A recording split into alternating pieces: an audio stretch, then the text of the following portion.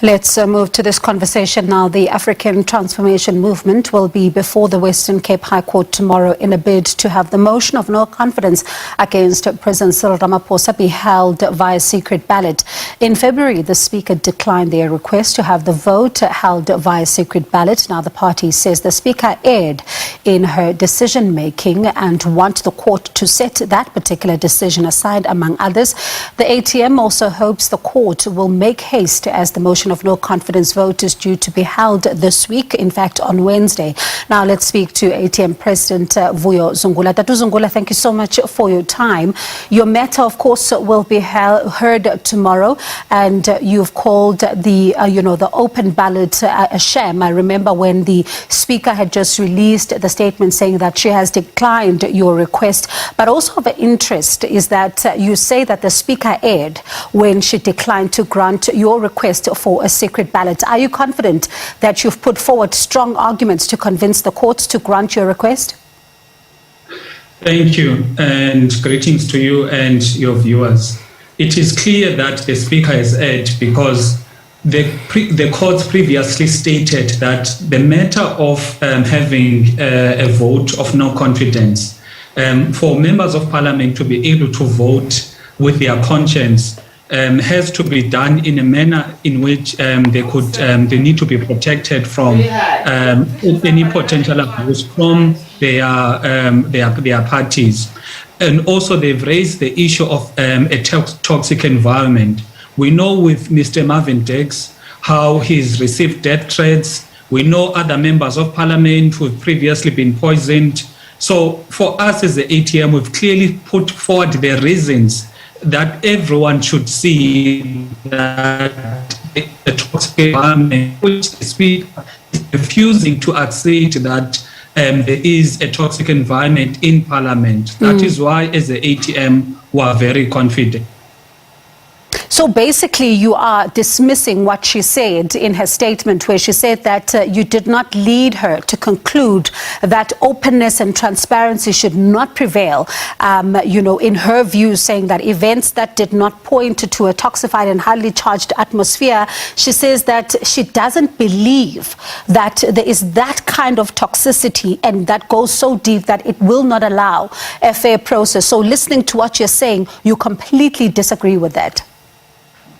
Definitely. Look, the current method of voting, Chief Whip will stand and say, I'm representing Party A. There's so many of us in the House, and we are voting in this way. That on its own is a breach of the rules of Parliament, because what it effectively means, it means the representatives, which is the MPs, have now elected other representatives to actually vote on their behalf. And as you can imagine, if a chief whip says we are as a party voting in this particular manner, then it means it's no longer members of Parliament voting individually and in accordance with their conscience. And also what is very clear for everyone to know, the fact that you've got a member of Parliament that has received death threats, has gone to the police station to open a case and has an existing case number, that clearly shows that the environment is toxic. For environment to be toxic,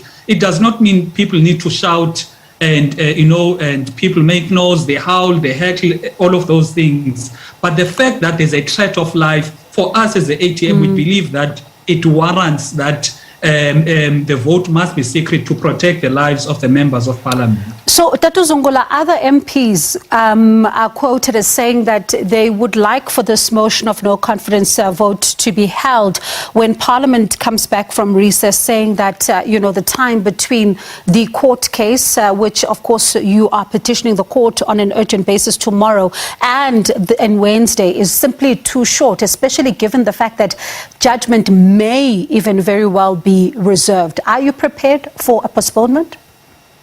We've been having a postponement since 2020. Remember our motion, we put it for the first time February 2020. Look, it is our duty as members of Parliament to actually make sure that we hold the executive accountable. And it is for that reason that we believe as the ATM that a further postponement of this motion clearly limits us as an organization from doing what we're elected to do, which is to hold the executive accountable. However, we are not going to take part in a sham whereby members of parliament are going to be forced to vote in a method that will compromise their lives. Therefore, we as the ATM, even though under these circumstances would not want a postponement, but if the court decides to interdict, then would be gladly accept that postponement so that eventually when the parliament reopens, we are able to hold the executive accountable.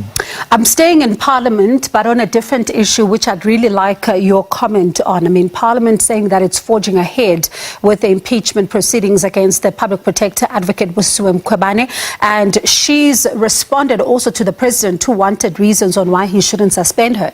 She says that the President is conflicted, the President disagrees with this. Your thoughts on these developments, and Parliament, of course, forging ahead with this process? Look, we need to be principled as leaders in our country. Previously, the court said the former President Zuma could not actually appoint a judge because he's conflicted.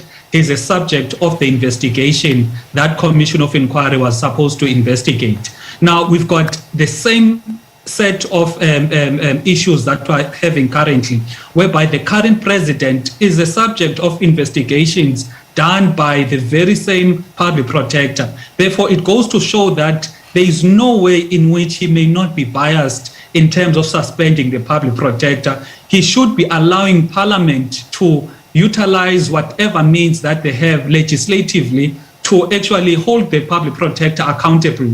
But for himself as a president that is conflicted, we do not believe that he should be suspending the public protector. Secondly, Parliament is being led by a DA that has clearly stated from the time Advocate Mkhwebane was appointed as a public protector that they do not want the public Advocate Mkhwebane to be a public protector. Therefore, this is not about principle. This is not about good governance. This is not about the people of South Africa. Rather, it is about the long standing hatred that the DA has for any black person, particularly any independent person that is not afraid to uphold the law, that is not afraid to make unfavorable judgments against the elite and the powerful in our country. Dr. Zungula, we're almost out of time, but I can't let you go without asking you this very briefly. We've seen the arrest of Nhlanhla Dlamini, also the march yesterday by Kopanang Africa, and some also calling into question the work of Operation Dudula. I wonder, what are your thoughts around these particular developments where Operation Dudula is concerned? If the government did its work, there would be no need for Dudula and Fiela or the Uber drivers to actually, do the work that they are doing. This shows that the government is failing, and when the government fails, people naturally they take the leadership of their own country, they lead themselves. Therefore, it is our view that the government must act. The government must listen to the cries of the people so that people do not resort to taking the law into their own hands because the government has failed. We know in many communities, people are subjected to mob justice, not because they want to effect mob justice. It is because the police and the government has failed to enforce law and order. So people can fight against Dudula now, but the same or another movement coming up with a different name is going to come out in another community in our country. Therefore, to permanently solve the problem, the government must act, Home Affairs must act, the police must act, and the public, the Minister of Public Works must act as well. When the government acts, there will be no need for people to lead themselves. All right, thank you so much for your time. We'll certainly also look at those developments in the Western Cape High Court tomorrow. That was ATM President Vuyo. Let's go for a quick ad break. When we come back,